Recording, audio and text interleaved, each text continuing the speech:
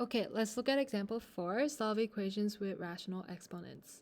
What are the solutions to the equation x squared plus 5x plus 5 all to the power of 5 over 2 equals x equals 1? So in order to solve equations, we have to solve for x, right?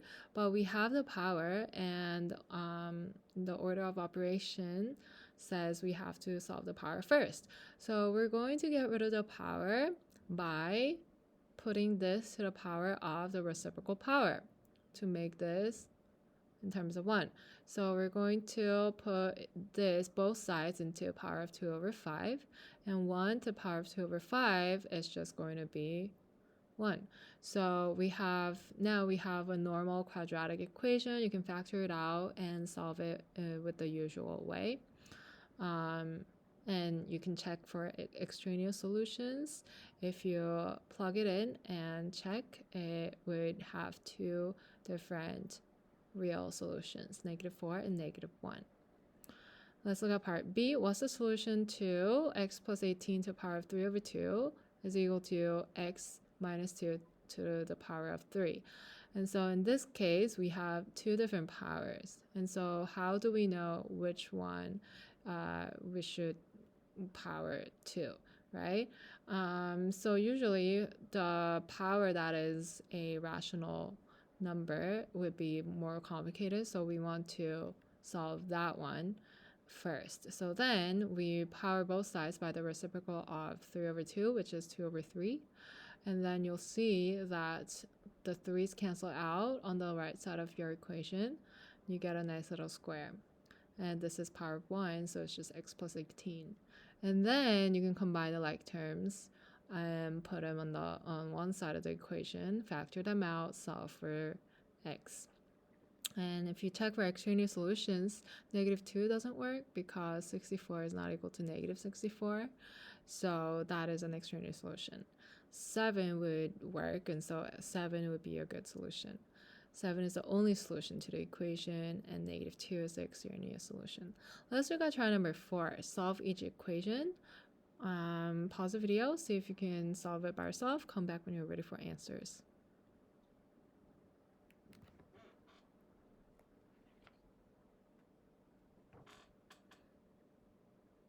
Okay, are you ready? Let's look at part A. So for part A, we want to solve the power of 3 over 2 first, right? So we're going to power both sides by 2 over 3. Oh wait, before we do that, we want to move -14 to the other side by adding 14 on both sides. So x squared minus 3x minus 6 to the power of 3 over 2 is equal to 14 minus 6, which would just be 8. And then we power both sides by 2 over 3.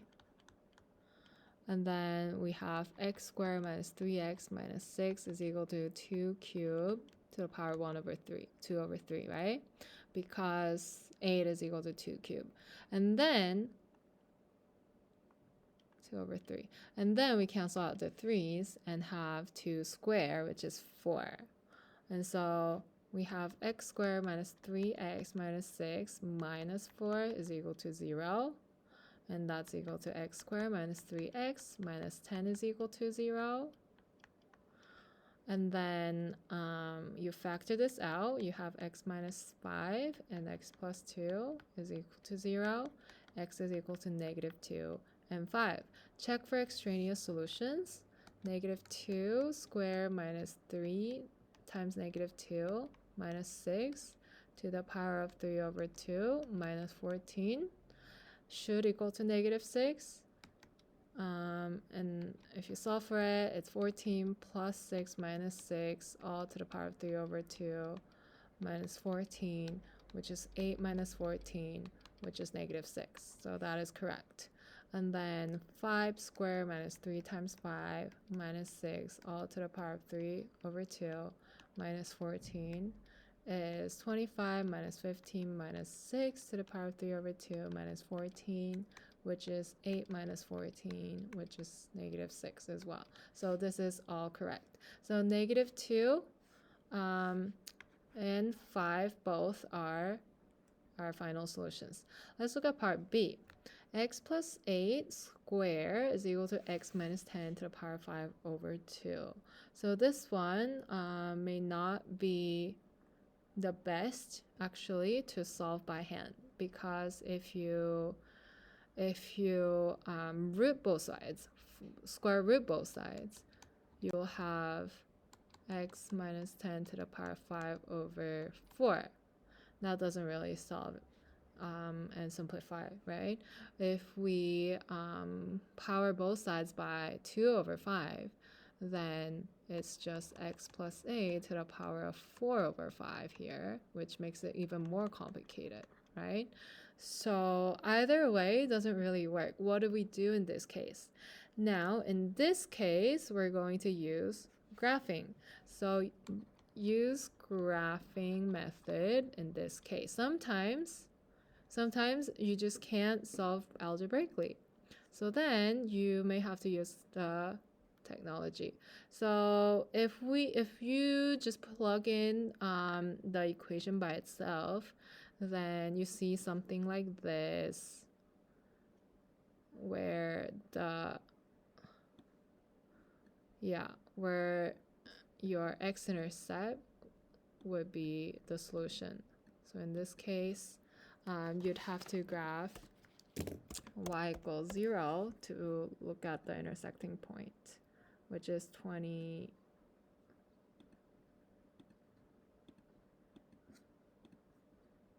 Which is 27,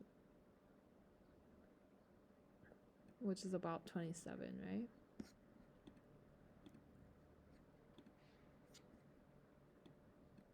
$27.3. Yeah. So how about graphing the two different sides of the equation, x plus 8 squared, there we go, and x minus 10 to the power of 5 over 2. So in this case, you have to, the graph is very, it's very unclear, right? So, there we go. This one is the intersection point, 27.311. So it'd be better if you can adjust your x-axis to a smaller number, or let's say 30. Yeah, and that would make a better graph, right? So this one is the intersection point where you have 27.311 as your solution. So in this case, you really do have to use the graphing technology or your graphing calculator for equations like part B. So x is going to be about 27.31. Then you can plug it in and check, and it should not be an extraneous solution. Your extraneous solution is already solved. Okay, let's look at example 5. Solve an equation with two radicals. Solve the radical equation root 8x plus 9 minus root 2x is equal to 3. So when an equation has two radicals like this, you can start the solution process by isolating one radical. So add root 2x on both sides, and you have root 2x plus 3. And then what you can do is to square both sides, and this may rationalize. No, the left side would be rationalized without your root, and then you can square the other side and get something like this. And then you'll notice that when you combine all the like terms in one side, you will be able to see that there's a greatest common factor. 6 root 2x could be written as 6 root 2 and then root x times root x. But and then you can factor the greatest common factor out and then solve for x as well. So there's a different method that I may use. Greatest common factor is root x, and so that would be root x plus 6 root 2. And then you can solve for root x is equal to 0, which is 0, and then root x plus 6 root 2 you can solve for the equation root x is equal to negative 6 root 2. And then you square both sides. You have x is equal to 36 times 2, which is 72. And so you can solve it like this by factoring, or you can just move one term into the other and then square it and figure it out as well and factor it later. Yeah. And then you're going to check if there's any extraneous solution. So this one will give you x is equal to 0. This one will give you 72. And so plugging in 0 into your original equation, 0 plus 9 would be root 9. Minus 2 times 0 would just be 0. And that's 3.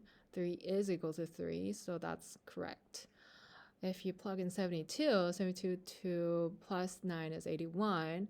2 times 72 is 144. And root 81 is 9. Root 144 is 12. And you get a negative 3 instead of positive 3. So this is an extraneous solution, 72. So the only solution is 0. The value 72 does not make the original equation true, so it's an extraneous solution. So if you look at their graph, actually, you can see that the only real solution is at 0. If you plug in the original equation one by one, so root x plus 9 minus root 2x would be this graph, the red graph. And then y equals 3 on your right side would be this graph. And the only intersection you have is 0, 3. Okay, let's look at try number 5. Solve each radical equation, check for extraneous solutions. Pause the video, see if you can solve this by yourself. Come back when you're ready for answers.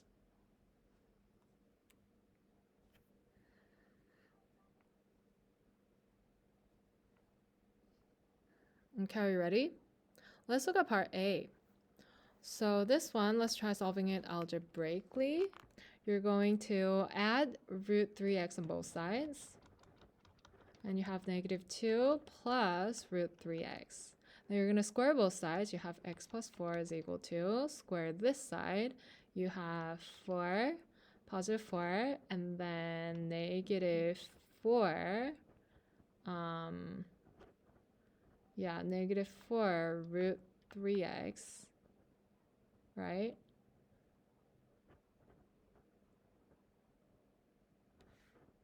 Negative 2 plus root 3x times negative 2 plus root 3x. And then that is negative 2 root 3x. That's negative 2 root 3x, so negative 4 root 3x. And then that would just be 3x plus 3x. Yeah. And then you're going to combine like terms. You should be able to get 3x minus x is 2x over here. And then minus 4 root 3x. And then 4 minus 4 is just 0. So that's equal to 0, right? And then this becomes 4 root 3x is equal to 2x. And so you can square both sides again and get 16 times 3x is equal to 4x squared. And then you can divide 4 on both sides and get 4 times 3x, which is 12x, is equal to x squared. And then you can cancel the x's out. And so x would just be equal to 12.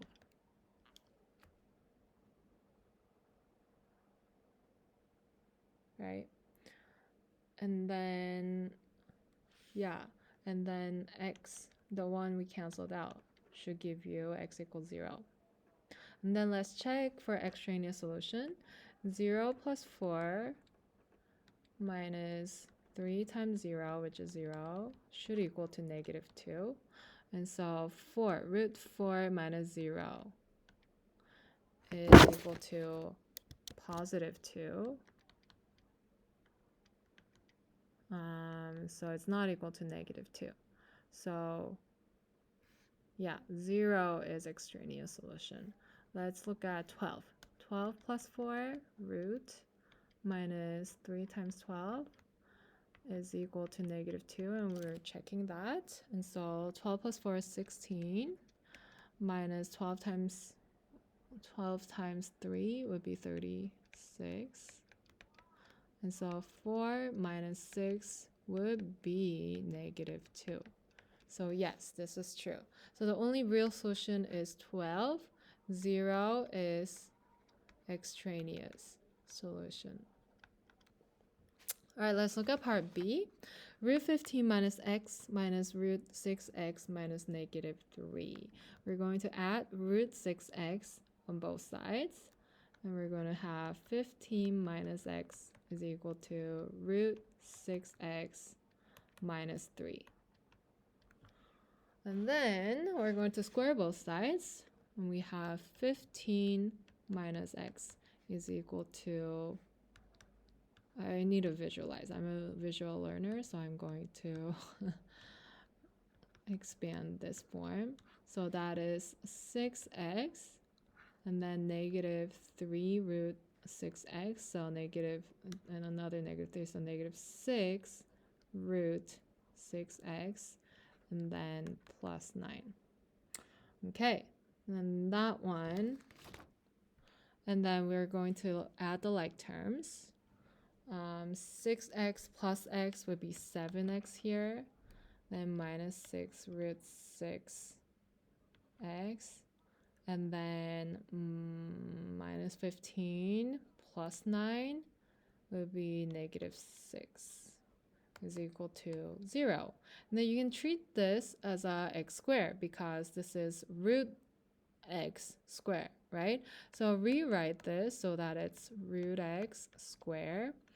It's like x squared, right? -6 root 6 times root x, and then minus 6. So this is a variable, and then you can factor it out. It's kind of hard to factor this out, so let's use graphing technology as well for this one. Yeah. So we have 7 point. So we have 7x plus 6 root 6x, and then minus 6, and then y equals 0. And our intersection point would be 0.122, 0. Yeah, and do we have any other?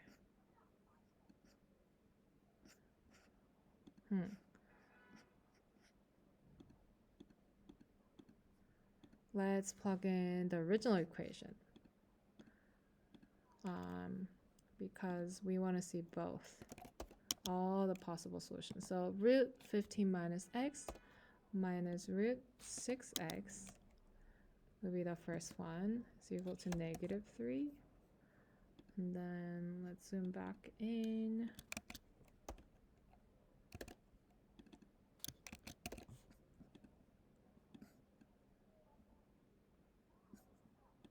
That is y equals -3. So here we go. 6 comma -3 is another solution. Why do we get different solutions? This is when we have, roots, the radical functions in radical equations. You need to find the intersection point for the simplified equation and the non-simplified. So we have 6 comma -3, so x equals 6 and x equals 0.122. So we're going to check both. 0.122 should be a fraction, really, and if we want exact solution. So we can try using the factors of 7 and 6. So really, you have to have 7x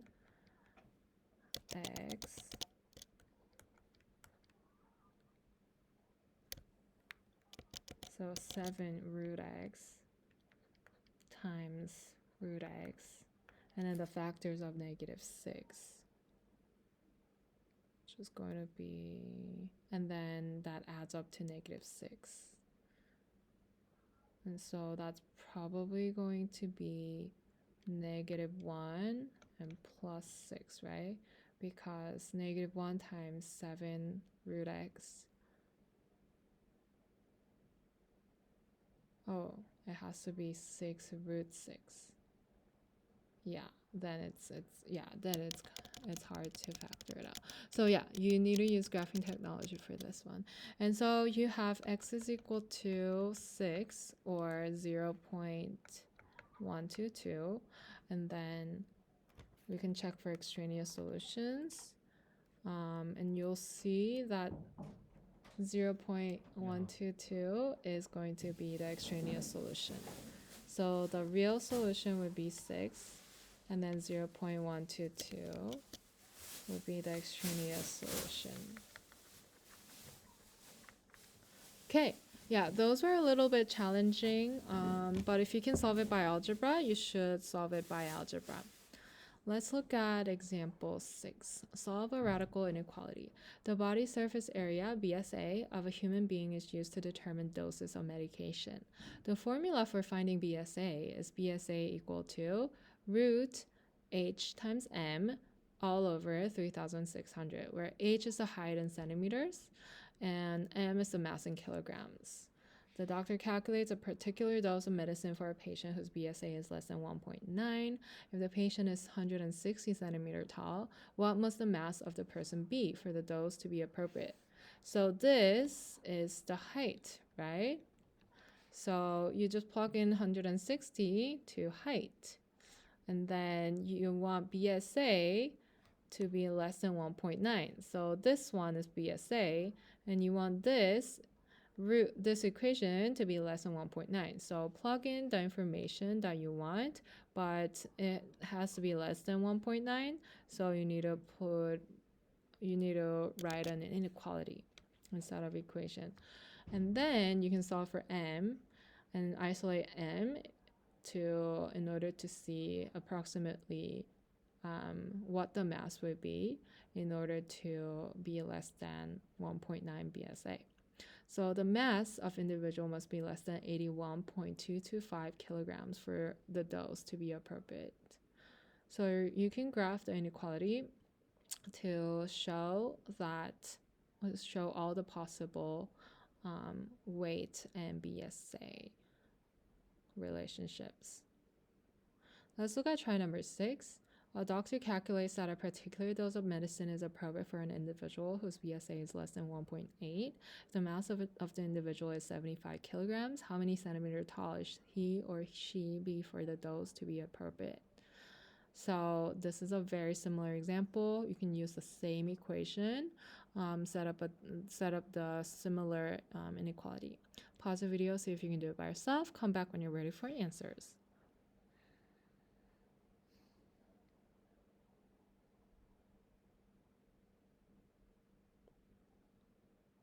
Okay, are you ready?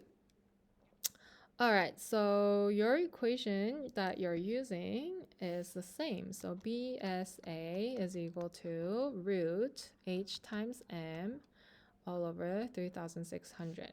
And we want BSA less than 1.8.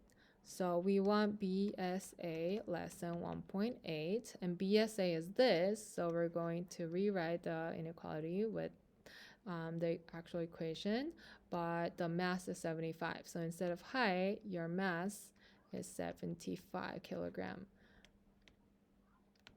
So now we're going to isolate h. We're going to square on both sides, and we have 75h all over 3,600 less than 1.8. And then we're going to multiply 3,600 on both, 1.8 square. I forgot to square this side.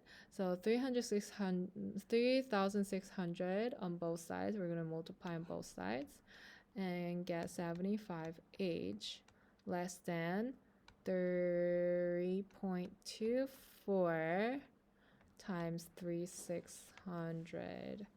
And then we have 35H is less than 11,664. We divide that by 75 and get 155.52. You're welcome to use the scientific calculator. And so this means which height would be appropriate. With any height less than 155.52 centimeters tall would be appropriate. Okay, so that was the last example, example 6. Let's wrap up our lesson by looking at the concept summary. So solving radical equations in this lesson. So step 1, for algebra, you isolate the radical term, you square both sides, you solve the equation, eliminate extraneous solutions, and you'll be able to solve for the solution in radical equations. And then by graphing, you have to graph both sides of the equation with different equations, and then find the intersection of those two equations. Okay, so that was lesson 5-4, solving radical equations in algebra 2. We'll continue with the next lesson in the next video. Bye.